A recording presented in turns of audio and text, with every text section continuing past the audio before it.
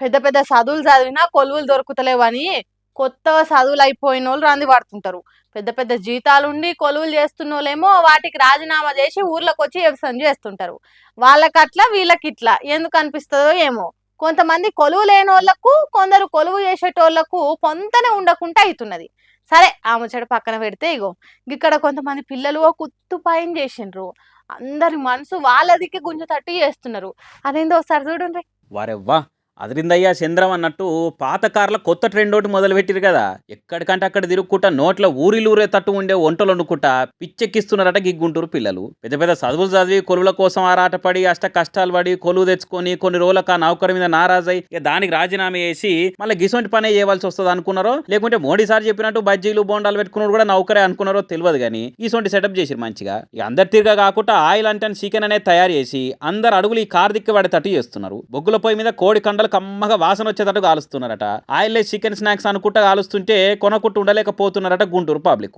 ఎక్కడ మంది ఎక్కువ ఉంటే అక్కడ కారాపి నోట్ల నీళ్ళూరేతట్టు చేసి గిరాకి పెంచుకుంటారట. మంచిగా ఉన్నది కాదు ఈ లెక్కమతు. మరి అంతే కదా, ఉపాయం ఉన్నోడు ఉపాసం పండడం అన్నట్టు. ఎంత పెద్ద చదువులు చదివినా కొలువులు లేకుంటే వాళ్ళని వీళ్ళని తిట్టకుంటా నిందలు మోపకుంటా కొత్తగా ఆలోచన చేసిరు. ఆయిల్ లేని చికెన్ కాల్చి అమ్మి గిరాకి పెంచుకున్నాడే కాదు, ఈ చికెన్ కొన్నోళ్ళు తిన్నోళ్ళు ఆరోగ్యాలు మంచిగా ఉండాలనే 10 మంది బాగా కోరి చేస్తున్న వ్యాపారం అంటే ఇది. గుంటూరులో ఇప్పుడు ఇది కొత్త ట్రెండ్ తీరుగా తయారైందట. ఆయిల్ చికెన్ ఎక్కడున్నా కొనుక్కోవాలనే తట్టు జనానికి అలవాటే చేసిరట. అబ్బా ఎంత మంచిగా ఉందో ఈ ఉపాయం అనుకుంటా అందరు ఇట్లనే చేస్తే కొనేటోళ్ళు లేకుండా అవుతుంది. కాబట్టి ఏదైనా కొత్తగా ఆలోచన చేయండి. వీళ్ళ తీరుగా అన్ని ఉచిత సలహాలు ఇస్తున్నారు ఈ గుంటూరు పిల్లగాల ట్రెండ్ చూసిన వాళ్ళు. చల్లపూట సటసట పోయి మేటి చెప్పిన పని తోటోళ్ళతో కలిసి చేసి 10-11 గంటల వరకు ఇంటికి చేరుకోవాలి.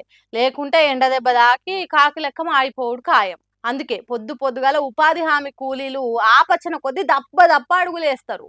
తొందరగా పని ఒడగొట్టుకొని పల్లెకి చేరాలని ఆరాట పడతా ఉంటారు. కానీ ఎంత ఉరుకులాడినా ఉపాధి హామీ కూలీలకు తిప్పలు తప్పుతలేవు. ఇగో గీడ చూడుండ్రి ఎసొంటి కష్టం వచ్చిందో గీ అన్నకు.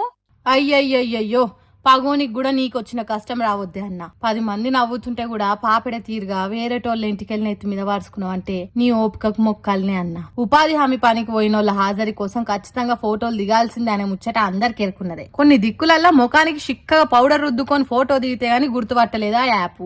అట్లని ఈ అన్న ఎందుకు గుండు మీసాలు గడ్డాలు గీసుకున్నాడో ఏమో గాని పాపం చిత్రమైన బాధలు పడుతున్నాడు. అదేమి యాపో ఏం పాడు, మనిషిలో ఏ కొద్దిగా మార్పు వచ్చినా గుర్తుపట్టది. అసొంటిది గుండు గీసుకుంటే గుర్తుపడతారా? నువ్వు ఫలానా అయినవు కాదు అని రాంగ్ గుర్తుతో కొట్టేస్తున్నదట. అందుకే ఓ అన్న షికిప్పి ఎంటికలు ఇరవోసుకొని పక్కకుంటే వాటిని విగ్గు తిరగగా అప్పుకున్నాడు. అయినా ఆ యాప్ గుర్తుపట్టలేదు. అటు తిప్పి నెత్తి సరి చేసుకొని ఎత్తు ఎంటికలు వాడుచుకొని తిప్పల వడంగా ఆఖరికి ఓకే అన్నది. అప్పుడు చూడుండ్రి వాళ్ళ సంబరం ఎట్లున్నదో. సర్పంచ్ ఎన్నికలలో ఒక్క ఓటుతో గెలిచిన తిరగా శంగడు బింగడు ఎగిరిన్రు తోటి ఉపాధి కూలీలు. అంతకు ముందు మీసాల తిరుగు ఉండేటానికి బొగ్గుతో దిద్దుకునే ఉపాయం చేసిండు. కూటి కోసం కోటి విద్యలు అన్నట్టు ఉపాధి కూలీ కోసం మస్తు ఉపాయాలు చేస్తుండ్రు. మహబూబాబాద్ జిల్లాలో జరిగింది ఈ ఉపాధి హామీ కూలీ దానిలాట.